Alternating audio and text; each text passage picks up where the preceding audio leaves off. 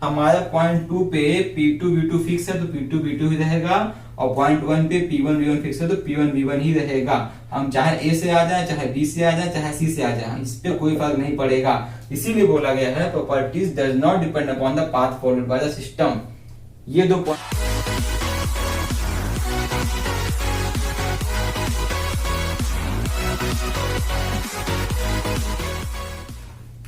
Hello everyone, welcome to my YouTube channel मैकेन्स talks. तो friend, आज मैं लेके आ गई हूँ आपके पास पार्ट नंबर 5, जो हम यूपीआई जेई का सीरीज का सोल्यूशन सॉल्व कर रहे हैं। उसका पार्ट 1, 2, 3, 4 मैंने ऑलरेडी अपलोड कर दिया हुआ है। अगर आपने वो वीडियो अभी नहीं देखा है तो प्लीज आपसे रिक्वेस्ट है कि पार्ट 5 देखने के बाद आप जरूर 1, 2, 3, 4 देख लीजिएगा, क्योंकि हम इसमें जो क्वेश्चन आए हुए हैं जेई में उससे और के क्वेश्चन बन सकते हैं। मैं उसको भी आपको पूरी तरह से एक्सप्लेन कर रहा हूँ। उस क्वेश्चन में कितनी कितनी थ्योरी छिपी हुई है वो मैं इसको आपको एक्सप्लेन कर दे रहा हूँ। अगर आप कहीं भी थ्योरी और जगह पढ़ते हैं, आप क्वेश्चन से पढ़ेंगे तो हमेशा आपको लिंक रहेगा कि इस थ्योरी से ये क्वेश्चन आ सकता है, वही मैं आपको निकाल के दे रहा हूँ। तो आपसे फिर से रिक्वेस्ट करता हूँ, अगर आपको ये वीडियो अच्छा लगता है तो प्लीज आप 1, 2, 3 को जरूर देखिएगा, वो भी आपको बहुत अच्छा लगेगा, बहुत कुछ सीखने को मिलेगा। और दिल से फिर एक रिक्वेस्ट है आपसे, अगर आपको वीडियो अच्छा लगता है प्लीज को लाइक कर दीजिएगा। और इसी तरह और भी पार्ट में लेके आऊंगा, क्योंकि अभी 150 क्वेश्चन टेक्निकल में आए हुए हैं, सबका हम डिटेल एनालिसिस करेंगे। तो उसके कुछ ही क्वेश्चन मैंने कराए हैं अभी। तो आने वाले वीडियोस आपको इजीली मिल सके, इसीलिए बोलता हूँ आपसे कि आप मेरे चैनल को सब्सक्राइब कर लीजिए और बेल आइकन प्रेस कर लीजिएगा कि नोटिफिकेशन आपके पास तुरंत आ जाए। अपनी स्टडी आप लगातार करिए। और फिर एक छोटी सी रिक्वेस्ट है आपसे, जो मैंने लास्ट टाइम किया था, पता नहीं आप लोगों ने किया कि नहीं किया। एक नोट्स बनाइए, छोटा सा एक नोटबुक लीजिए, 30 रुपए की नोटबुक लीजिए, उसमें नोट्स बनाइए। उसमें सिर्फ आप अगर चाहें तो मैं आपको रिकमेंड करता हूँ, एक रिक्वेस्ट कर रहा हूँ, अगर आप ही के लिए फायदे की बात कर रहा हूँ, आप उसमें लिख दीजिए मैकेन्जी टॉक्स के वीडियोस के सोल्यूशन। मतलब मैकेन्जी टॉक्स में जो मैं आप हर जगह वीडियोस देखिए, जहां से नॉलेज मिल रहा है वहां से नॉलेज प्राप्त कीजिए, क्योंकि हर जगह फ्री नॉलेज नहीं मिलती आजकल, सब लोग रुपए ले रहे हैं। लेकिन जहां से अगर फ्री में आपको अच्छी नॉलेज मिल रही, क्वालिटी नॉलेज मिल रही है, आप वो लीजिए, आप अपने पास नोट करिए, आराम से एग्जाम निकल जाएगा आपका। ठीक है, तो एक छोटा सा आप नोट्स ले लीजिए, जो मैं आपको सोल्यूशन इसमें दे रहा हूँ, जो मैंने दिया है 1, 2, 3, 4 में, उसको भी लीजिए। हर एक पेपर में मैंने अभी अपडेट कर दिया है। मैंने अपना टेलीग्राम चैनल पे जो इस पेपर का वो है फाइल है, वो मैंने इस पे अपलोड कर दिया। वहां से जाकर पेपर ले लीजिए, आप पेपर को निकलवा लीजिए, प्रिंट आउट निकलवा लीजिए इजिली। और जो मैं आपको यहाँ क्वेश्चन एक्सप्लेन कर रहा हूँ उसका डिटेल सोल्यूशन भी दे रहा हूँ, आप उसका नोट्स एक तैयार करते जाइए। जब आपका पूरा पेपर सॉल्व हो जाएगा, अब आप देखेंगे कि आप कितना थ्योरी सीख गए हैं। इस पेपर को मेरे सॉल्व कराने से ही आप इतना थ्योरी सीख जाएंगे फ्रेंड कि उससे कई क्वेश्चन आप लगा सकते हैं। लेकिन जब नोट्स बनाइए तो वहां पे इतना नीचे, मतलब एक किसी मान लीजिए कॉपी है तो इस कॉपी के इतना नीचे गैप छोड़ दीजिए, ठीक है, ताकि अगर उस क्वेश्चन से रिलेटेड आपको और कहीं कुछ नॉलेज मिलती है तो आप उसको वहां नोट कर सके। ठीक है, तो इतना गैप छोड़ दीजिए यहाँ पे दोनों। तो आपसे रिक्वेस्ट है कि प्लीज एक छोटी सी नोटबुक ले लीजिए। जितना भी आपको नॉलेज आती है बहुत अच्छी बात, लेकिन कहीं ना कहीं हम सबसे कुछ ना कुछ मिस होता है, तो शायद वो मैं आपको यहाँ दे सकूं, तो उसको आप लिख लीजिए। 1 घंटे काम है, पहले आप एक बार वीडियो देख लीजिए पूरा आराम से बैठ के। अगली बार आप जब उसमें से शॉर्ट नोट बनाइए कि आप उसे और क्या सीख रहे हैं। ठीक है, सेकंड टाइम उस वीडियो को चला के देखिए कि उसने आपने क्या सीखा, उसको आप नोट डाउन कर लीजिए। आपको बहुत ही फायदा करेगा, ये आपका एक शॉर्ट नोट्स बन जाएगा 2016 पेपर का पूरा। ठीक है, चलिए इस वीडियो को हम स्टार्ट करते हैं। तो पार्ट 5 में हम जो है, जैसे पार्ट 4 में मैंने थर्मो क्वेश्चन लगवाए थे, तो उसमें कुछ ऐसी थ्योरी पार्ट था जो इस क्वेश्चन से एकदम सेम टू सेम मिलता जुलता है। तो इसलिए मैं पार्ट 5 में भी जो थर्मो के 4 क्वेश्चन आए थे वो मैं इसको भी यहाँ एक्सप्लेन करूंगा पार्ट 5 में। तो फर्स्ट क्वेश्चन हमारा आया था प्रॉपर्टी से, जो हमारी थर्मोडायनेमिक प्रॉपर्टी होती है वहां से क्वेश्चन आया था। तो उस थर्मोडायनेमिक प्रॉपर्टी में सबसे मेन चीज है कि उसमें इंटेंसिव प्रॉपर्टी होती है और एक्सटेंसिव प्रॉपर्टी होती है। उससे भी क्वेश्चन इस एग्जाम में आया हुआ है। ठीक है, तो प्रॉपर्टी में आपको ऐसा एक्सप्लेन कर दूंगा कि आपको जो इंटेंसिव एक्सटेंसिव में जो दिक्कत होती है, बच्चे भूल जाते हैं कौन सी इंटेंसिव है कौन सी एक्सटेंसिव, वो आपको याद रहेगा। उसका एक ट्रिक मान सकते हैं, जो मैंने जिस तरह उसको अभी याद है मुझे, वैसे ही आपको मैं सिखा दूंगा। तो आप इजिली आपको वो हमेशा के लिए याद हो जाएगा कौन सी इंटेंसिव कौन सी एक्सटेंसिव, एक अंडरस्टैंडिंग आपकी एकदम अच्छी हो जाएगी। तो फर्स्ट क्वेश्चन आपकी स्क्रीन पे आ रहा होगा। फर्स्ट क्वेश्चन ये बोलता है थर्मोडायनेमिक प्रॉपर्टी, मतलब एक प्रॉपर्टी है, वो उसके बारे में पूछा है। 4 ऑप्शन दिया हुआ आपको, तो 4 ऑप्शन देख लीजिए क्या क्या दिया हुआ है। डिपेंड्स ऑन पाथ, पाथ पे डिपेंड करती है। Does not depend on path, path depend नहीं करती है। Depends on path history of system, can have different values in the system. तो देखिए इसमें कौन सा ऑप्शन सही होगा वो अभी आपको नहीं बताऊंगा। जब मैं आपको वो प्रॉपर्टी एक्सप्लेन कर लूंगा, थ्योरी थोड़ा सा आपको एक्सप्लेन कर दूंगा, आप इजीली सीख जाएंगे कि प्रॉपर्टी क्या होती है, प्रॉपर्टी क्या चीज है। और एक क्वेश्चन इसमें इंटेंसिव एक्सटेंसिव से भी आया हुआ है, तो इसको एक्सप्लेन कर दूंगा तो आप वो भी सीख जाएंगे। ठीक है, तो हम स्टार्ट करते हैं। प्रॉपर्टी क्या होती है, जो हमारा थर्मोडायनेमिक सिस्टम होता है उसमें प्रॉपर्टी क्या होती है। जैसे किसी भी चीज होता है, जैसे हम लोग की भी एक प्रॉपर्टी है, कोई अच्छा है कोई बुरा है, ठीक है, ये हम लोग की एक प्रॉपर्टी है। वैसे जो हमारा सिस्टम होता है, जो भी हमारा कोई सिस्टम होता है, उसमें उसकी भी कुछ कैरेक्टरिस्टिक्स होते हैं, तो उसको हम जो नाप सकते हैं, मतलब उसको हम मेजर कर सकते हैं। ऐसे उसमें कुछ कैरेक्टरिस्टिक्स होते हैं, उसी को बोलते हैं प्रॉपर्टी। मतलब प्रॉपर्टी को हम डिफाइन कैसे कर सकते हैं?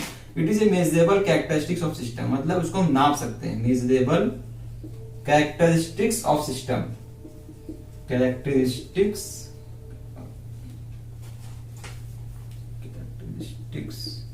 ऑफ सिस्टम, सिस्टम की जो मेजरेबल कैरेक्टरिस्टिक्स है, मतलब जो उसके जो एक तरह से यूनिकनेस है सिस्टम के जो बारे में, जो उसको हमको वो बता रहा है सिस्टम में कितना प्रेशर है, कितना टेम्परेचर, हम प्रेशर टेम्परेचर को नाप सकते हैं, तो उसी को बोलते हैं प्रॉपर्टी। तो प्रॉपर्टी में क्या क्या आ सकता है? बहुत सारे एग्जांपल है, मैं कुछ जैसे वहां प्रेशर हो गया, टेम्परेचर हो गया, डेंसिटी हो गया, ये सब सिस्टम की प्रॉपर्टी होती है। लेकिन इन प्रॉपर्टीज को भी एक इसने डिफाइन करके दिया है कि कौन सी इंटेंसिव होगी, कौन सी प्रॉपर्टी हमारी इंटेंसिव होगी, कौन सी प्रॉपर्टी हमारी एक्सटेंसिव होगी। मतलब प्रॉपर्टीज तो होंगी ढेर सारी, इसमें से कुछ को इसने बांट दिया इंटेंसिव में, कुछ को इसने बांट दिया एक्सटेंसिव में।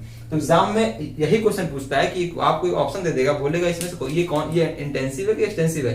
एक क्वेश्चन इसमें आया हुआ है इंटेंसिव एक्सटेंसिव का, तो जब मैं आपको प्रॉपर्टी एक्सप्लेन कर लूंगा अभी इंटेंसिव एक्सटेंसिव, आप उसका भी आंसर इजीली दे देंगे। ठीक है, तो बढ़ते हैं हम इंटेंसिव प्रॉपर्टी की ओर, एक्सटेंसिव प्रॉपर्टी की ओर। और उसको याद करने का एक छोटा सा ट्रिक मैं आपको बताऊंगा कैसे उसको याद रखना है। ठीक है, तो हम आते हैं इंटेंसिव प्रॉपर्टी की ओर। इधर लिखते हैं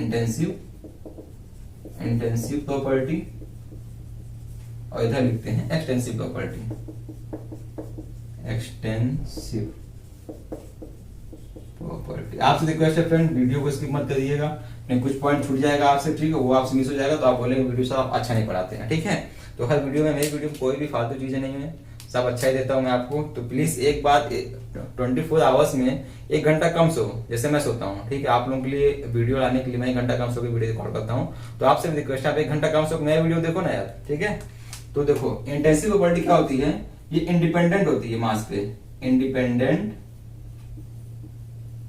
ऑफ मास एंड साइज, मतलब मास और साइज पे डिपेंड नहीं करती है। ठीक है, एक्सटेंसिव प्रॉपर्टी क्या होती है, डिपेंड करती है मास पे, डिपेंडेंट ऑन मास एंड, फिर से बोल रहा हूं, स्क्रीनशॉट बिल्कुल मत लो। गैलरी में स्क्रीनशॉट आपके मोबाइल में सेव रहेगा, धीमे धीमे आपकी गैलरी फुल होगी, आप उसको हटा दोगे वो भूल जाएगा। ठीक है, ये सिर्फ यूपीआई मतलब जेई के लिए नहीं, या आपके जेई के जितने भी एग्जाम होते हैं ये सब के लिए हेल्पफुल नोट्स रहेगा हमेशा के लिए आपके लिए। प्रिंट आउट निकाल लेना पेपर का, जो मैंने फाइल अपलोड कर दिया टेलीग्राम पे, उसका प्रिंट आउट मैं आपसे दिल से रिक्वेस्ट करता हूँ। ठीक है, प्रिंट आउट निकाल लेना, प्रॉपर नोट्स तैयार कर लेना, हमेशा काम आएगा। एसएससी जेई हो, यूपीएससी जेई हो, आरआरबी जेई, कोई भी जेई एग्जाम में हो, क्वेश्चन का लेवल सेम रहता है, बस न्यूमेरिकल और थ्योरी में कुछ डिफरेंस होता है। ठीक, तो नोट्स बनाते जाओ, स्क्रीनशॉट मत लो। तो एक्सटेंसिव प्रॉपर्टी जो है वो हमारी मास पे डिपेंड करती है, मास और साइज पे। इंटेंसिव प्रॉपर्टी जो है हमारी मास और साइज पे डिपेंड नहीं करती। एग्जांपल क्या होगा इसका, एग्जांपल क्या है इसके, टेम्परेचर, इसका एग्जांपल क्या है हमारा, डिपेंड करता है मास खुद इसका एग्जांपल हो जाएगा। और भी बहुत सारे एग्जांपल हैं, तो एक छोटा सा एग्जांपल मैं आपको देता हूँ। इसका टेम्परेचर एग्जांपल, इसका मास एग्जांपल है। अब देखो इसको याद कैसे रखना है कि टेम्परेचर हमारा इंडिपेंडेंट है मास पे, और मास तो देखो मास तो खुद ही इसमें छिपा हुआ है, तो मास तो होगा ही। देखो इसको याद कैसे करना है, जैसे इंडिपेंडेंट और इंटेंसिव में आई एन लिखा हुआ है ना, इसमें आई, इसमें ई नहीं है, तो आई एन लिखा हुआ है, आई से इंडिपेंडेंट मतलब independent of mass. Intensive property वो होती है जो हमारे मास पे डिपेंड नहीं करती है, तो आई एन हो गया। इसमें आई नहीं है तो ये हमारा अगला वाला क्या, एक जब इंडिपेंडेंट हो गया तो अगला हो जाएगा डिपेंडेंट, तो ये हमारा डिपेंडेंट हो गया मास पे। ठीक है, अब इसकी ट्रिक क्या याद करने की, देखो भाई लोग मैं सारे एग्जांपल लिख देता हूँ, कितने फॉर एग्जांपल इंटेंसिव में, कितने एग्जांपल एक्सटेंसिव में, मैं सारे एग्जांपल लिख देता हूँ आपके लिए। ठीक है, तो इंटेंसिव में क्या क्या आएगा, पूरा टेम्परेचर आएगा, प्रेशर आएगा, डेंसिटी आएगा, कंडक्टिविटी आएगा। देखो एग्जाम में क्वेश्चन इसी से घूम फिर के आता है, इतनी प्रॉपर्टी में से ही एग्जाम में क्वेश्चन घूम फिर के आता है। ठीक है, मास हो गया, यहाँ पे वॉल्यूम हो गया, ऑल फॉर्म्स ऑफ एनर्जी, जितनी भी हमारी एनर्जी होती है, ऑल फॉर्म्स ऑफ एनर्जी, जितनी भी हमारी एनर्जी होती है वो सब हमारी एक्सटेंसिव प्रॉपर्टी होती है। एनर्जी हो गई, ठीक है, इंथैल्पी हो गया, एंट्रोपी हो गया। अब देखो पहले इन प्रॉपर्टीज को याद करने का ट्रिक बताता हूं। इसी प्रॉपर्टीज में से घूम फिर के एग्जाम में क्वेश्चन आता है। ठीक, देखो पहली बात ये all forms of energy are extensive, E से एक्सटेंसिव, ई से एनर्जी, ई से एंथैल्पी, ई से एक्सटेंसिव, ई से एंट्रोपी, ई से एक्सटेंसिव। तो ये तो आपको याद हो गया, एनर्जी, एंथैल्पी, एंट्रोपी, ये आपको याद होगा कि हमारी एक्सटेंसिव होती है। ठीक है, अब इसमें देखो याद कैसे करना है, प्रेशर, डेंसिटी, कंडक्टिविटी, इनको याद कैसे करना है। देखो ये कैसे मास पे डिपेंडेंट नहीं करते हैं। अगर हम मास को छोड़ दें, मास को हम छोड़ दें अगर तो एक मैंने ट्रिक बनाया था अपने लिए, ज्यादा भी फेमस ट्रिक नहीं है, तो मैंने बनाया था कि अगर हम किसी प्रॉपर्टी को सीधे सीधे इंस्ट्रूमेंट लगा के नाप सकते हैं, मतलब हमें उसको दिमाग नहीं लगाना है, इंस्ट्रूमेंट लगाना है, उस प्रॉपर्टी को हम नाप लेंगे, मतलब उस प्रॉपर्टी को हम आसानी से मेजर कर लेंगे बिना कुछ दिमाग लगाए। मतलब आई से इंटेंसिव, आई से इंस्ट्रूमेंट, ठीक है, तो वो प्रॉपर्टी हमारी इंटेंसिव प्रॉपर्टी होती है। जैसे कि टेम्परेचर, थर्मोमीटर लगाया नाप लिया, प्रेशर, बहुत सारे डिवाइस आते हैं प्रेशर नापने के लिए, गेजेस आते हैं, डेंसिटी देखो, कंडक्टिविटी सब नाप लेंगे लगा के, हम इंस्ट्रूमेंट आते हैं सबके लिए। अब एक डेंसिटी को किससे नापेंगे, एक होता है हाइड्रोमीटर, एक होता है हाइग्रोमीटर। या आपके लिए ज्ञानी टिप देता हूँ, ये टिप समझ लो, क्वेश्चन में एक्स्ट्रा टिप मिल गया हमें कि हाइग्रोमीटर क्या होता है, हाइड्रोमीटर क्या होता है। ठीक है, तो जो अपना डेंसिटी होता है, डेंसिटी को हम नापते हैं किससे, ये क्वेश्चन है जे का, डेंसिटी को किससे नापते हैं, डेंसिटी को हम नापते हैं हाइड्रोमीटर से, हाइड्रोमीटर से। बट हाइग्रोमीटर एक होता है, हाइग्रोमीटर से हम नापते हैं क्या, ह्यूमिडिटी नापते हैं, ह्यूमिडिटी जो नापते हैं, ह्यूमिडिटी, इसको हम नापते हैं हाइग्रोमीटर से, हाइग्रोमीटर से। एक टिप हो गया आपके लिए छोटा सा, इसको आपको याद रखना है कि डेंसिटी को नापने के लिए हाइड्रोमीटर का इस्तेमाल करते हैं और ह्यूमिडिटी को नापने के लिए हाइग्रोमीटर का इस्तेमाल करते हैं। ठीक है, तो एक छोटा सा टिप हो गया आपके लिए कि अगर इतना देखो, एनर्जी, एंथैल्पी, एंट्रोपी, मास, वॉल्यूम, ये सब एक्सटेंसिव प्रॉपर्टी है क्योंकि हमारी मास पे डिपेंड करती है ये सब, और ये हमारी इंटेंसिव पे डिपेंड नहीं करती। अब एक ट्रिक ये हो गया आपका, आई से इंडिपेंडेंट, आई से इंटेंसिव, आई से इंस्ट्रूमेंट, आई से इंटेंसिव। ठीक है, अब एक इसमें छोटा सा एक और ट्रिक है कि कोई बॉडी है, उसकी प्रॉपर्टी हमें देखनी है कि वो इंटेंसिव है कि एक्सटेंसिव। अगर हम इमेजिन करें उस बॉडी को हम बीच से आधा कर दें, काट दें, ठीक है, बॉडी को हमने काट दिया, तो क्या उस बॉडी की प्रॉपर्टी में चेंजेस होंगे?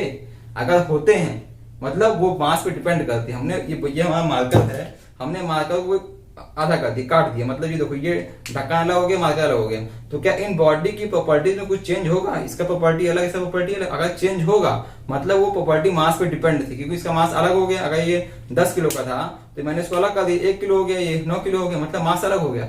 तो अगर प्रॉपर्टी चेंज होती है तो मतलब ये प्रॉपर्टी डिपेंड करती है मास पे। जैसे कि ये मास हो गया, ये बॉडी थी, आधा किया, 1 किलो 9 किलो हो गई बॉडी, तो ये हमारी डिपेंडेंट ऑन मास है, मतलब मास हमारा एक्सटेंसिव प्रॉपर्टी है। ठीक है, वॉल्यूम, वॉल्यूम पूछता है कि वॉल्यूम हमारी इंटेंसिव है कि एक्सटेंसिव है। ये कोई बॉडी का वॉल्यूम है, हमने बॉडी को बीच से आधा कर दिया तो वॉल्यूम कम हो गया, इसका वॉल्यूम कम हो गया, इसका वॉल्यूम अलग अलग हो गया, तो ये हमारी एक्सटेंसिव हो गई। अब अगर आते हैं इंटेंसिव प्रॉपर्टी में, इंटेंसिव में ये हमारी बॉडी है, हमको दे दिया टेम्परेचर, क्या टेम्परेचर इज एक्सटेंसिव और इंटेंसिव। अगर इस बॉडी का टेम्परेचर 10 डिग्री सेंटीग्रेड है, 10 डिग्री, हमने इसको आधा कर दिया तो इसका भी 10 होगा, इसका भी 10 ही होगा। ठीक, मतलब ये बॉडी को आधा करने के बाद बॉडी का प्रॉपर्टी सेम है, तो मतलब टेम्परेचर हमारा क्या हो गया, इंटेंसिव प्रॉपर्टी हो गई। ठीक है, अगर डेंसिटी की बात करें हम, अगर इसकी डेंसिटी फिक्स है बॉडी की, डेंसिटी अगर फिक्स है तो बॉडी को आधा कर देंगे तो इसकी डेंसिटी भी उतनी रहेगी, इसकी डेंसिटी भी उतनी रहेगी, मतलब ये इंटेंसिव प्रॉपर्टी में आएगा। ये एक छोटा सा, इसका भी छोटा सा ट्रिक है याद करने। अगर अभी समझ में नहीं आया, वीडियो को एक बार रिवाइंड करो, फिर से देखो, समझ जाओगे मैंने क्या एक्सप्लेन किया आपको। 2-3 ट्रिक मैंने आपको इसमें बता दिया इंटेंसिव और एक्सटेंसिव प्रॉपर्टी को याद करने का। ठीक है, अब एक आता स्पेसिफिक टर्म आता है, specific energy, specific volume, specific mass. वो क्या होता है? वो इंटेंसिव होता है कि एक्सटेंसिव होता है? स्पेसिफिक वाले को याद करने के लिए वो उसके लिए क्या कहते हैं, तो स्पेसिफिक क्या होता है? स्पेसिफिक मतलब कोई भी प्रॉपर्टी को डिवाइड बाय मास, तो उसी को बोलते हैं स्पेसिफिक प्रॉपर्टी। मतलब अगर स्पेसिफिक लग गया, स्पेसिफिक वर्ड लग गया किसी भी प्रॉपर्टी के आगे स्पेसिफिक वर्ड लग गया, तो मतलब वो जो प्रॉपर्टी है डिवाइडेड बाय मास। ठीक है, अब ये फॉर्मूला होता है हमारा स्पेसिफिक प्रॉपर्टी का। मतलब अगर बोलता है हमारा स्पेसिफिक वॉल्यूम बोलता है यहाँ पे स्पेसिफिक वॉल्यूम, तो मतलब वॉल्यूम डिवाइडेड बाय मास। अब ये क्या होगी, इंटेंसिव होगी कि एक्सटेंसिव होगी? देखो, वॉल्यूम हमारी मास पे डिपेंड थी, वॉल्यूम हमारी मास पे डिपेंड थी, ये खुद में एक मास है, खुद में एक मास है, मास कट गया तो यहाँ कुछ नहीं बचा, मतलब ये पूरी प्रॉपर्टी हमारी मास से इंडिपेंडेंट हो गई। मतलब जितनी भी हमारी प्रॉपर्टी स्पेसिफिक में आएंगी वो सारी प्रॉपर्टी हमारी इंटेंसिव में आ जाएगा, क्योंकि इसका फॉर्मूला होता है डिवाइडेड बाय मास। और ऊपर जो भी आएगा उसमें मास होगा, तो मास से मास कट जाएगा, तो इसमें मास रहेगा ही नहीं। जब मास रहेगा ही नहीं तो हमारा इंडिपेंडेंट हो जाएगा। तो जितने भी प्रॉपर्टी होंगी अगर उनके आगे स्पेसिफिक लगा हुआ है, मतलब वो प्रॉपर्टीज हमारी सारी इंटेंसिव प्रॉपर्टी हैं। जैसे एग्जांपल और देता हूं स्पेसिफिक का। स्पेसिफिक वॉल्यूम मैंने दे दिया आपको। स्पेसिफिक स्पेसिफिक एंथैल्पी, जैसे कि मैं बताया था आपको अभी कि बच्चे भूल जाएंगे, बच्चों को याद रहेगा ई से एंथैल्पी, ई से एक्सटेंसिव, बच्चे मार देंगे। स्पेसिफिक वर्ड का हमें ध्यान रखना है। स्पेसिफिक आया मतलब वो प्रॉपर्टी मास से कट गई, तो ये क्या होगा, अब ये एंथैल्पी आ जाएगी इंटेंसिव में। स्पेसिफिक वर्ड जितने आएंगे वो सब आ जाएंगे इंटेंसिव में। स्पेसिफिक एनर्जी, स्पेसिफिक एंट्रोपी, ये सारे टर्म हमारे आ जाएंगे किसके अंदर, इंटेंसिव में आ जाएंगे। मतलब देखो अभी तक क्या था, एंथैल्पी, एनर्जी, एंट्रोपी ई से था, ई से हमारा एक्सटेंसिव था, बट स्पेसिफिक वर्ड लगने के बाद सारा हमारा इंटेंसिव आ गया। तो इससे आप बहुत कुछ सीख गए हैं। आप अगर आपको नहीं समझ में आया तो समझ में आ जाएगा। एक बार वीडियो को रिवाइंड कर दिए, फिर देखिए, फिर नहीं आता एक बार और रिवाइंड कर दिए, फिर देखिए। अगर तीसरी बार समझ में नहीं आता है मुझे कमेंट करके बताइएगा, सर एक समझ में नहीं आया, थोड़ा और एक्सप्लेन करिए, बट समझ में आ जाएगा आपको इजली। अब देखिए प्रॉपर्टी, जो क्वेश्चन हमारा था वो हमारा थर्मोडायनेमिक प्रॉपर्टी के बारे में था, ठीक है। तो अभी आप कुछ प्रॉपर्टीज के कुछ हमारे इंपॉर्टेंट कीवर्ड्स हैं कि तो उसको देखते हैं। जो हमारा प्रॉपर्टीज होता है उसके 2-3 ठो पार्ट होते हैं, मतलब 2-3 ठो उसमें पॉइंट्स होते हैं। तो प्रॉपर्टी के 2-3 पॉइंट देख लेंगे तो हमारा क्वेश्चन इजीली लग जाएगा, जो क्वेश्चन अभी आपके सामने आया था, ठीक है। तो आगे बढ़ते हैं। तो ये हमारे कुछ प्रॉपर्टीज के इंपॉर्टेंट पॉइंट्स हैं जिसको हमें याद रखना है।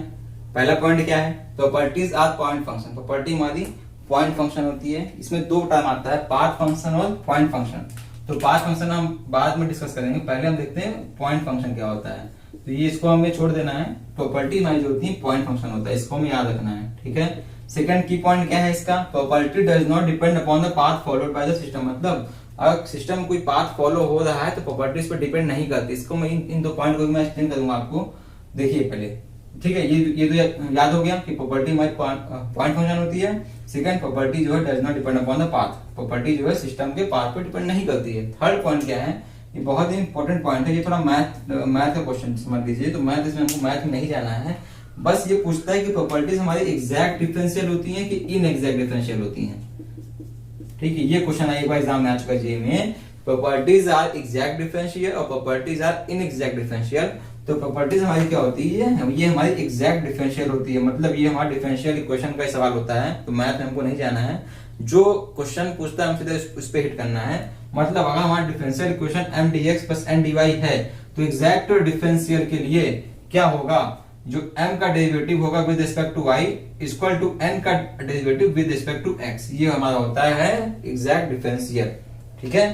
तो ये इंपॉर्टेंट पॉइंट है 3 प्रॉपर्टी का। स्क्रीनशॉट मत लीजिए, इसको आप लिख लीजिए तीनों पॉइंट को। बाकी मैं आपको एक्सप्लेन करता हूं कि पॉइंट फंक्शन क्या होता है और does not depend upon path क्या होता है, इसका क्या मतलब है। देखिए अगर आपका ये कोई पीवी डायग्राम है, ठीक है, ये पी डायग्राम है, ये वी डायग्राम है। अगर हमारा 2 पॉइंट प्रॉपर्टीज का 2 पॉइंट है, एक पॉइंट ये है यहाँ पे 1 पॉइंट हो गया, ये पॉइंट यहाँ पे 2 पॉइंट हो गया, ठीक है। मतलब यहाँ पे जो प्रॉपर्टी होगी P1 और V1, यहाँ P1 V1 होगा। यहाँ जो प्रॉपर्टी होगी ये होगी यहाँ पे P2 V2। मतलब ये होगी P2, इसके रिस्पेक्ट में ये होगा V2, ये होगा P1, इसके रिस्पेक्ट में ये होगा V1, ठीक है। अब इसका क्या मतलब है, अगर कोई सिस्टम है वहां पे पॉइंट 1 का प्रेशर और वॉल्यूम सेम रहेगा और उस सिस्टम के पॉइंट 2 पे प्रेशर और वॉल्यूम सेम रहेगा। मतलब प्रॉपर्टीज हमारी पॉइंट फंक्शन है। सिस्टम में किसी भी पॉइंट पे उसका प्रेशर और वॉल्यूम अलग होगा। मतलब पॉइंट पे उस पॉइंट का वो फंक्शन खुद, वो पॉइंट का वो राजा है, इस पॉइंट का ये राजा है। मतलब इस पॉइंट का जो कोऑर्डिनेट होगा वो P1 V1 होगा, ये चेंज नहीं होगा, ठीक है। इस पॉइंट का जो कोऑर्डिनेट होगा वो P2 V2 होगा, तो ये चेंज नहीं होगा। तो मतलब इसीलिए बोला गया है प्रॉपर्टीज हमारी जो है पॉइंट फंक्शन होती है। ये समझ आ गया। सेकंड क्या बोलता है, properties does not depend upon the path followed by system. और प्रॉपर्टी जो है जो पाथ फॉलो करेगा उस पर डिपेंड नहीं करती है। मतलब अगर हम पॉइंट 1 से पॉइंट 2 पे आते हैं, मतलब यहां से यहां हम आते हैं, ये हमारा पाथ ए हो गया। और दूसरा तरीका देखा जाए, अगर हम ऐसे घूम के आते हैं, ये हमारा पाथ बी हो गया। थर्ड अगर सीधे आ जाते हैं, ये हमारा पाथ सी हो गया। तो हम किसी भी रास्ते से आए हमारा पॉइंट 2 पे P2 V2 फिक्स है तो P2 V2 ही रहेगा, और पॉइंट 1 पे P1 V1 फिक्स है तो P1 V1 ही रहेगा। हम चाहे A से आ जाए, चाहे B से आ जाए, चाहे C से आ जाए, इस पे कोई फर्क नहीं पड़ेगा। इसीलिए बोला गया है properties does not depend upon the path followed by the system. ये दो पॉइंट समझ में आ गया आपको कि नहीं समझ में आ गया? समझ में आ गया ना। पहला पॉइंट फिर से याद कर लो, इसीलिए जो मैं बार बार रिपीट कर रहा हूं उस पॉइंट को। पहला पॉइंट है प्रॉपर्टीज आर पॉइंट फंक्शन, दूसरा पॉइंट है property does not depend upon the path followed by the system. Third point most important point है, एग्जैक्ट वर्ड अपने को याद रखना है, एग्जैक्ट वर्ड याद रखना है, ठीक है। प्रॉपर्टीज आर एग्जैक्ट डिफरेंशियल, ये तीन बहुत इंपॉर्टेंट पॉइंट है प्रॉपर्टीज के रिस्पेक्ट में। अब देखते हैं हमारा क्वेश्चन क्या था। अब सॉल्व करते हैं क्वेश्चन को। इतना थ्योरी एक्सप्लेन कर दिया, जो थ्योरी मैंने आपको एक्सप्लेन किया उससे दो क्वेश्चन लगेंगे। जो यूपीआर जनरल जे में जो क्वेश्चन आए हैं उससे आपको दो क्वेश्चन इजीली सॉल्व हो जाएंगे। फर्स्ट क्वेश्चन जो अभी स्क्रीन पे आ रहा है आपके, थर्मोडायनेमिक प्रॉपर्टीज। पहला option depend on path, path depend करती है? नहीं करती, मैंने बताया ना। चाहे ए से जाए, चाहे बी से जाए, चाहे सी से जाए, वो डिपेंड नहीं करेगी पाथ पे, तो पहला नहीं होगा, ठीक है। दूसरा, does not depend on path history of the system, मतलब वही बात है कि does not depend upon path, मतलब पाथ पे डिपेंड नहीं करती है। तो ये हमारा बी ऑप्शन सही हो सकता है, बट हम सी और डी को एक बार देख लेते हैं। सी क्या है? Can have different value when the system is in a particular state, नहीं, 1 पे तो 1 ही देगा, 2 पे तो 2 ही देगा, ये भी नहीं होगा। डिपेंड्स ऑन पाथ हिस्ट्री, नहीं, डिपेंड नहीं करता, मतलब ऑप्शन ए और डी सेम ही ऑप्शन है, तो इसका ऑप्शन क्या होगा? फ्रेंड बी ऑप्शन होगा। Does not depend on the path history of system, property हमारी पाथ हिस्ट्री पर डिपेंड नहीं करती है, इसका ऑप्शन क्या होगा? हमारा बी ऑप्शन, ठीक है फ्रेंड्स। आगे बढ़ते हैं, चलिए आगे बढ़ते हैं। देखिए नेक्स्ट क्वेश्चन आपकी स्क्रीन पे आ गया होगा। अब आप बोलेंगे तो इजीली सॉल्व हो जाएगा। देखो क्वेश्चन देखना क्या बोल रहा है। क्वेश्चन बोल रहा है consider the following, temperature, enthalpy, internal energy, specific entropy, which of these are extensive property, इसमें से कौन सी एक्सटेंसिव प्रॉपर्टी है? तो पहले आप इसको जल्दी से आप सॉल्व करिए अपने में, तब तक मैं आपको एक बार एक्सप्लेन करता हूं। सॉल्व कर लीजिए, बताइए इसका आंसर क्या होगा। आपको लग रहा होगा इसका आंसर आपको आ रहा होगा, जल्दी सॉल्व कर लीजिए फटाक से।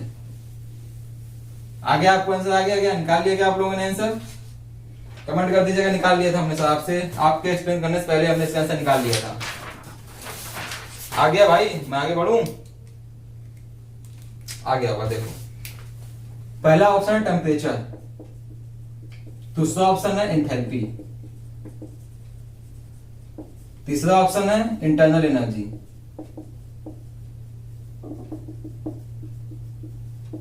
चौथा ऑप्शन है स्पेसिफिक एंट्रोपी। ये मैंने आपको सारी प्रॉपर्टी अभी लास्ट थ्योरी में इसलिए एक्सप्लेन कर दिए थे पहले ही। अब एक बार यहाँ पे फिर देख लेते हैं भाई। देखो पहला क्या है? टेम्परेचर वो इंस्ट्रूमेंट से हम नाप सकते हैं, थर्मोमीटर लगा के नाप सकते हैं। किसी बॉडी को आधा कर देंगे, टेम्परेचर उसका सेम ही रहेगा, मतलब ये मास पे डिपेंड नहीं कर रही। मतलब ये कौन सी प्रॉपर्टी हो गई हमारी? Temperature is an intensive property, ये हमारी हो गई इंटेंसिव प्रॉपर्टी। सेकंड एंथैल्पी, दिमाग नहीं लगाना, ई से एंथैल्पी, ई से एक्सटेंसिव। इंटरनल एनर्जी, दिमाग नहीं लगाना, स्पेसिफिक वर्ड इसमें लगा, इसमें नहीं लगा हुआ। इंटरनल एनर्जी, कोई भी एनर्जी होगी वो हमारी एक्सटेंसिव। अब यहां फंसेगा मामला, अगर आपने स्पेसिफिक वर्ड पे ध्यान नहीं दिया तो आप इस पे ई को देख के आप बता देंगे ये हमारी एक्सटेंसिव है, बट ऐसा नहीं होगा, ये प्रॉपर्टी हमारी एक्सटेंसिव नहीं होगी, क्योंकि इसके आगे स्पेसिफिक वर्ड लग गया। स्पेसिफिक वर्ड क्या बोलता है? कोई भी प्रॉपर्टी हो उसको मास से डिवाइड कर देते हैं तो वो आती है स्पेसिफिक प्रॉपर्टी। तो मतलब प्रॉपर्टी मास था, हमने उसको मास से डिवाइड कर दिया, वो इंडिपेंडेंट हो गई मास से। अब तो क्या बच गई? वो बच गई हमारी इंटेंसिव, वो हमारी इंटेंसिव हो जाएगी, ठीक है। तो अब आपका ऑप्शन क्या बोलता है? Which of these are extensive property, इसमें से कौन सी एक्सटेंसिव है? तो ऑप्शन क्या निकल के आएगा एक्सटेंसिव के लिए? प्रॉपर्टी नंबर 2 और प्रॉपर्टी नंबर 3, ये दोनों हमारी एक्सटेंसिव, मतलब ऑप्शन नंबर डी। इसका इस क्वेश्चन का ऑप्शन नंबर डी आपका सही होगा। क्वेश्चन आपके स्क्रीन पे दोबारा आ गया होगा, इसका ऑप्शन नंबर डी सही होगा। तो क्या आपने मेरे सॉल्व करने से पहले इसका आंसर निकाल लिया था क्या? यस और नो बता दीजिएगा फ्रेंड्स प्लीज, ठीक है, समझ में आ गया। अब हम बढ़ते हैं अपने थर्ड क्वेश्चन की ओर। थर्ड क्वेश्चन क्या बोलता है? Which one of the following is not a point function? Is not a point function, इसमें से कौन सा पॉइंट फंक्शन नहीं है? तो थर्ड क्वेश्चन आपकी स्क्रीन पे आ रहा होगा, Which of the following is not a point function? Pressure, volume, heat transfer, internal. अब आप तो बोलेंगे मैंने आपको एक्सप्लेन किया था इंटेंसिव और एक्सटेंसिव प्रॉपर्टी, अभी बोला पॉइंट फंक्शन, इसमें से कौन सा नहीं है भाई? इसके लिए हमें क्या पढ़ना पड़ेगा? पाथ फंक्शन और पॉइंट फंक्शन। पॉइंट फंक्शन की तीनों प्रॉपर्टीज मैंने आपको एक्सप्लेन कर दिया था कि property is point function, property does not depend on the path followed by system, property is exact differential. अब हम अगले टॉपिक में पढ़ लेंगे व्हाट इज पाथ फंक्शन। जैसे हम पाथ फंक्शन पढ़ लेंगे इस क्वेश्चन को हम इजीली सॉल्व कर लेंगे, ठीक है। तो आगे बढ़ते हैं इस लेक्चर में। तो हम देखते हैं पाथ फंक्शन क्या होता है, पहले ये समझते हैं पाथ फंक्शन क्या होता है, उसके बाद हम इस क्वेश्चन को डिस्कस करेंगे, ठीक है। तो बोलता है पाथ फंक्शन क्या होता है हमारा, हीट एंड वर्क आज पाथ फंक्शन। ठीक है, पाथ फंक्शन, हीट और वर्क हमारे दोनों पाथ फंक्शन होते हैं। अब पाथ फंक्शन होता क्या है, देखो ये ग्राफ आपके पी और बी का डायग्राम बना दिया है, पी और बी का। तो कोई पॉइंट था 1 और दूसरा पॉइंट है 2, हमें 1 से 2 जाना है। तो मान लो हम ए से आ गए, तो प्रॉपर्टी अगर होती तो चाहे ए से आते हैं चाहे इधर जाते बी जाते हैं, हमारा प्रॉपर्टी सेम रहेगा। बट पाथ फंक्शन में 1 से 2 जाने पे वो चीज चेंज हो जाएगा, मतलब वो सेम नहीं रहेगा। तो इसीलिए हीट और वर्क दोनों पाथ फंक्शन होते हैं। मतलब अगर हमने पाथ चेंज किया अगर तो हीट और वर्क भी चेंज हो जाएंगे। इसको समझेंगे कैसे हम, देखो एक कॉन्सेप्ट पहले जानो। एक कॉन्सेप्ट होता है area under curve when projected on volume axis gives work on PV diagram. मतलब ये हमारा 1 से 2 जाने के लिए हमने ये पाथ फॉलो किया था भाई, ये पाथ हमने फॉलो किया था। एरिया अंडर कर्व मतलब इस कर्व के अंडर में जो एरिया आएगा ऑन वॉल्यूम एक्सिस, मतलब ये जो एरिया हमारा आएगा ये वॉल्यूम एक्सिस पे, जब हम इसको पीवी डायग्राम पे वॉल्यूम एक्सिस पे इसका एरिया डालेंगे तो जो इतना एरिया जो आया है इसी को बोलेंगे वर्क। ये हमारा होता है वर्क। ठीक है, तो एरिया इक्वल टू वर्क, ये हो गया वर्क ए। समझ गए इतना। अब अगर हम अपना पाथ चेंज कर देते हैं, अगर हमने अपना पाथ चेंज कर दिया, हम अगर ऐसे आ गए 1 से 2 हम ऐसे आ गए, पाथ बी से आ गए, तो एरिया अंडर द कर्व, अब एरिया क्या होगा, इस कर्व के नीचे कितना एरिया होगा, इस कर्व के नीचे इतना एरिया आएगा। ठीक है, इस कर्व के नीचे इतना एरिया आएगा। तो इस कर्व के नीचे इतना एरिया आने का मतलब है पहले वाले एरिया से इतना एरिया हो गया माइनस, तो ये हो गया हमारा वर्क ऑफ बी। तो आप देख ही रहे हैं work of A work of B के इक्वल नहीं होगा, क्योंकि वर्क ऑफ ए ने ज्यादा काम किया था, उसमें उसका एरिया ज्यादा था, इसीलिए बी का एरिया ए से कम होगा। इसीलिए ए और बी इक्वल नहीं होगा, क्योंकि पाथ डिफरेंट हो गया। इसीलिए हमारा वर्क, हीट और वर्क दोनों के साथ यही सेम केस होता है, हीट और वर्क दोनों हमारा पाथ फंक्शन होता है।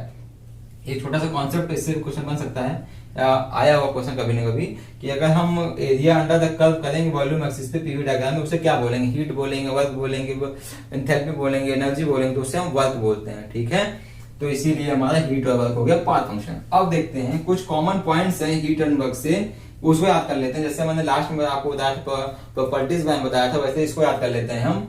बोथ आर पाथ फंक्शन, ये हमने यहाँ देख लिया कि हमारा हीट और वर्क दोनों पाथ फंक्शन होता है। सेकंड है बोथ आर नॉट प्रॉपर्टीज। ठीक है, दोनों प्रॉपर्टीज नहीं होती, क्योंकि प्रॉपर्टीज हमारी एक तरह से पॉइंट फंक्शन होती है। मतलब अगर हम 1 की बात करते हैं और 2 की बात करते हैं तो वो अलग बात है, ए से आते हैं, बी से आते हैं, सी से आते हैं, कोई मतलब नहीं था। लेकिन ये पाथ पे डिपेंड करता है, इसीलिए हमारी प्रॉपर्टीज नहीं होती है। तो heat and work are not property. Third point, both are inexact differential. जैसे मैंने आपको बताया प्रॉपर्टी हमारी एग्जैक्ट डिफरेंशियल होती है, ये हमारी इनएग्जैक्ट डिफरेंशियल होती है, इसे हमें याद रखना है, डायरेक्ट क्वेश्चन इससे आएगा। समझ गए फ्रेंड्स। तो क्वेश्चन क्या था हमारा, क्वेश्चन ये था which of the following is not a point function. इसमें से कौन सा पॉइंट फंक्शन नहीं है, तो सीधा सीधा सिंपल जो थर्ड वाला ऑप्शन है heat transfer, because heat and work our path function. तो इसका ऑप्शन क्या होगा, थर्ड होगा। ठीक है, इससे रिलेटेड एक क्वेश्चन जे में आया था, लैंग्वेज अलग था खाली, वो क्वेश्चन देखिए आपको स्क्रीन पे आ रहा होगा। Heat and work are point function, system properties, path function, intensity. अब बोलेंगे सही तो क्वेश्चन आसान हो गया, क्योंकि सीधे सीधे यहाँ पे लिखा हुआ है heat and work our path function.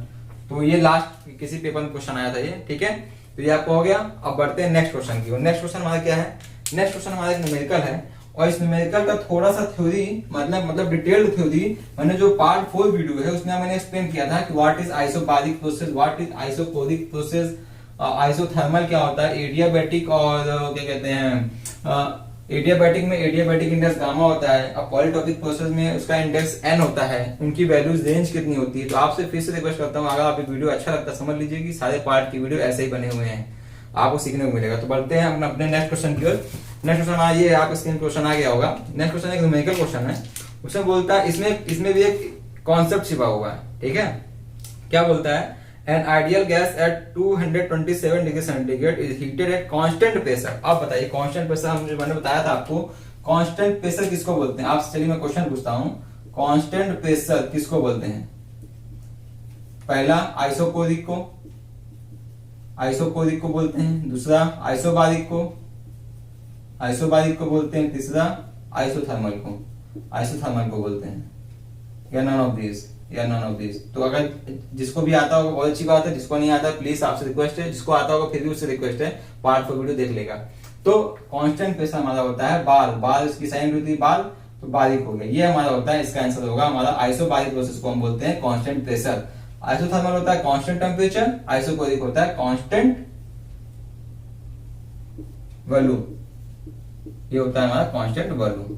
ठीक है, बाकी देखो तो क्वेश्चन क्या बोलता है, क्वेश्चन में एक क्वेश्चन दिया हुआ है, इसमें बोला है कि ideal gas at 227 degree centigrade is heated at a constant pressure, मतलब constant pressure heat ideal gas है।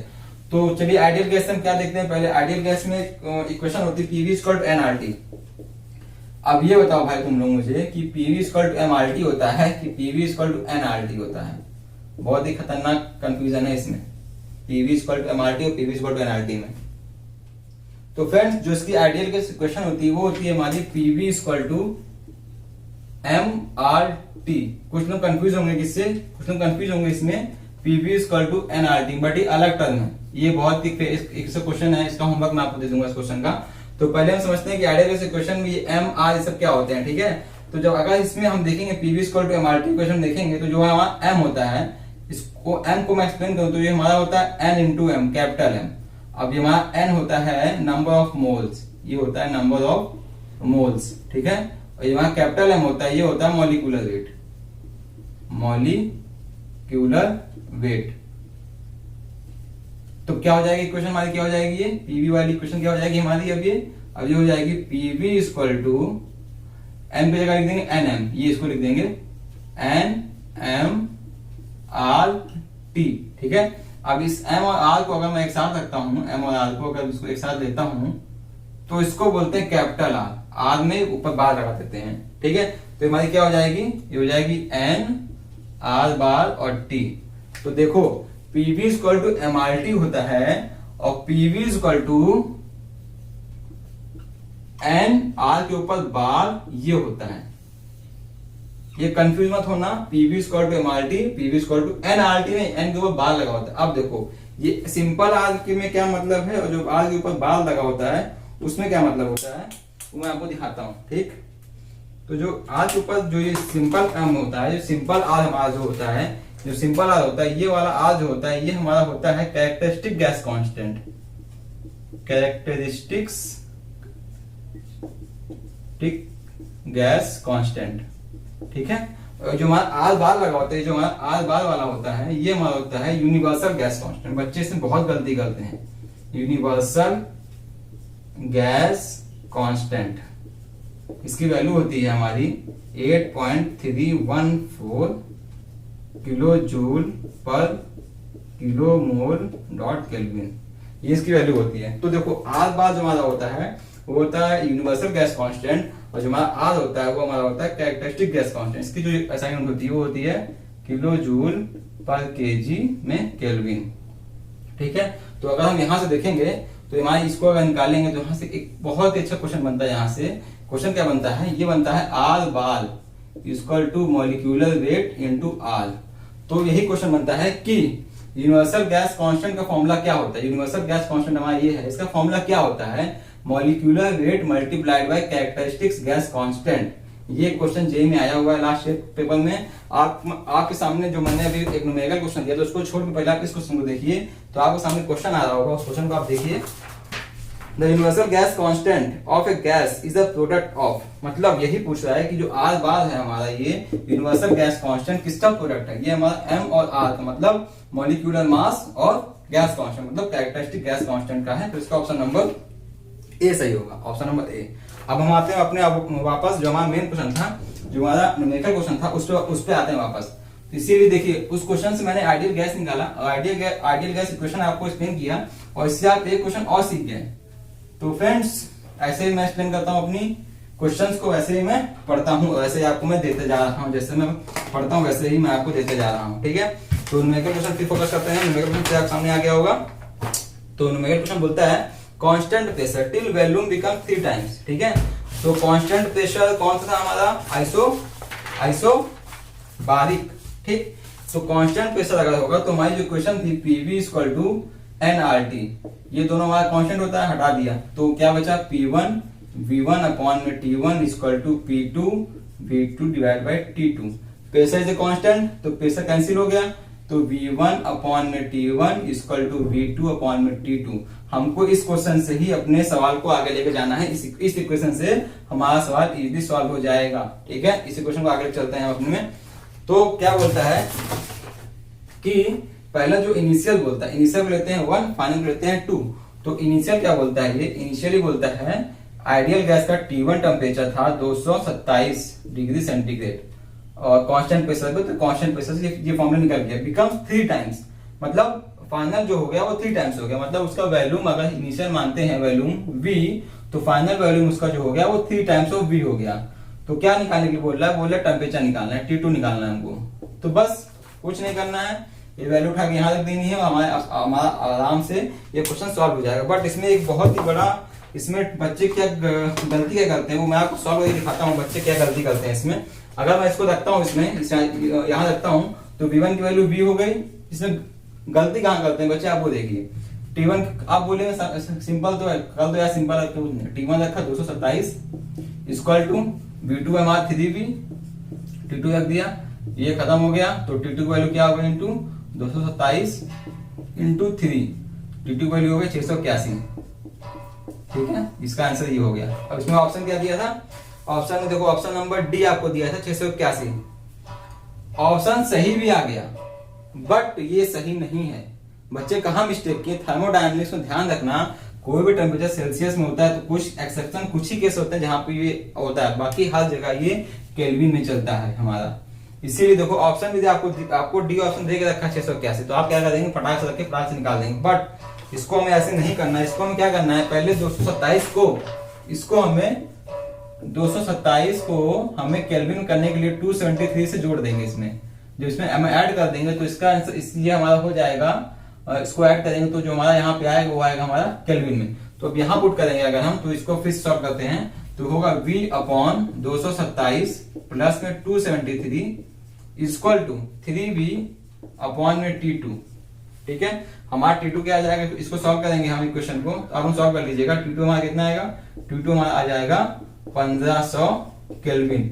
बट क्वेश्चन क्या पूछा है, क्वेश्चन पूछा है what is the temperature in degree centigrade. Degree centigrade में चार्ज पूछा हुआ है, तो ऑप्शन आपको सब में दिया हुआ डिग्री सेंटीग्रेड में। तो जब हम इसको T2 में, जब हम 1500 केल्विन से 273 माइनस कर देंगे, तो हमारा आंसर आएगा 1227 केल्विन। ये इसका फाइनल आंसर हमारा होगा। देखिए ये ऑप्शन भी आपको दिया हुआ है 1227, ऑप्शन नंबर सी।